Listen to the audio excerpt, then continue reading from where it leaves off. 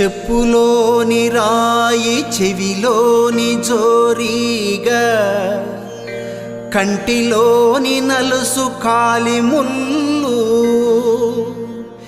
ఇంటిలోని పోరు నింతింతగాదయా విశ్వదాభిరామ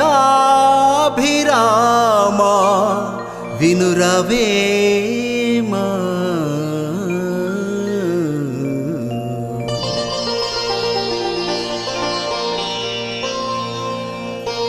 చెప్పులో ఉన్న రాయి చెవిలో దూరిన జోరీగా, కంటిలో పడిన నలుసు కాలిముళ్ళు, ఇంటిలోని జగడం వెంటనే తగ్గక చాలా బాధిస్తుంది.